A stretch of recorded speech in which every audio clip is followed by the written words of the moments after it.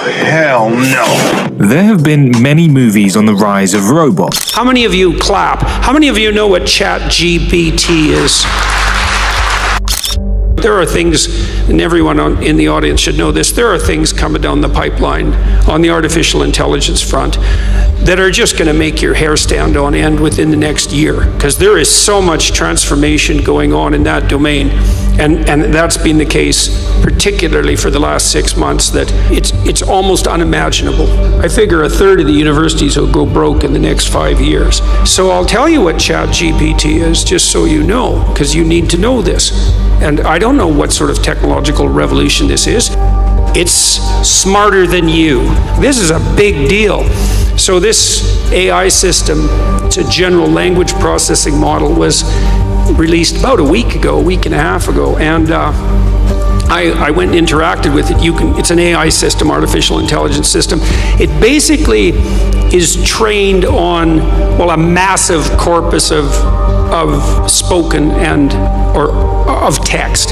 So it's derived its models of the world from the analysis of human speech, essentially. It isn't using real-world data. At work, DALL-E, a text-to-image AI software that creates images based on simple written inputs.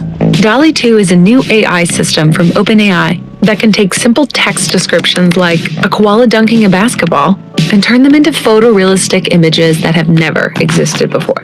OpenAI, the business, was founded in 2015 by Sam Altman and, you guessed it, Elon Musk. And I asked it, this is what I asked it to do. I said, write me an essay that's a 13th rule for beyond order, written in a style that combines the King James Bible with the Tao Te Ching. That's pretty difficult to pull off, you know. Any one of those things is hard. The intersection of all three, that's impossible. Well, it wrote it in about 3 seconds, 4 pages long, and it isn't obvious to me, for better or worse, that I would be able to tell that I didn't write it. Right, and okay, and that's pretty impressive, but the fact that it could do that grammatically perfectly, right, and quite impressive philosophically. I also had it write an essay on the intersection between the Taoist version of ethical morality and the ethics that are outlined in the Sermon on the Mount, which it just nailed, got that dead right, brilliant. Again, it took it about 3 seconds. There was a computer engineer who purported to work for Tesla. He asked GPT, Chat GPT, said, look, I work for Elon Musk, but I haven't been doing much for the last week, so I need you to write me 10 bullet points about what I probably would have done as a engineer at Twitter. What 10 things did I do last week that were productive and valuable? And oh, if you don't mind, write me the accompanying computer code that goes with each project. And it did that too, 3 seconds, and the computer code works. Right, and so, okay, so that's already there. So then a university professor did this. He thought, oh, that's interesting.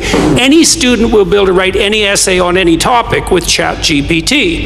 And someone gave it an SAT, by the way, and it scored about as well as the average student in a well-functioning public university. So that's how smart it is. So that's basically an IQ test. He said, write me an essay, gave it a topic, wrote the essay. He said, now grade it. He said, if we can automate the students, we should be able to automate the professors too. And so it provided a complete, comprehensive analysis of its own essay with grade. It wrote, someone else asked it, write the screenplay and describe the characters for the next $900 million Hollywood blockbuster. It's like, bang, plot, characterizations. Then someone else took the descriptions of the actors and said, generate photorealistic computer images for each actor. And all the AI systems could do that. So I'm going to tell you what's going to happen next. This is going to happen this year. So get ready. Okay, so now we have an AI model that can extract a model of the world from the entire corpus of language. All right, and it's smarter than you, and it's going to be a hell of a lot smarter than you in 2 years. So you can get ready for that too. But it's not that smart yet, because it's just a humanities professor at the moment. It doesn't test its linguistic knowledge against the real world. That's what a scientist does, right? You come up with a theory that's linguistically predicated, and then you throw it against the world and see if it sticks. And then the world tells you whether or not your linguistic construction is valid. But the new AI systems will be able to extract out patterns from the world itself, from images and so forth, and then be able to test their linguistic constructions against the world, and so they'll practice just like scientists. And the most advanced models are going to use text and image and action as well, because they'll be able to model human action. And so, and all of that's going to come down the pipes within the next year. So hang on to your hats, ladies and gentlemen, because what did my friend Jonathan Pajot say? Giants are going to walk the earth once more.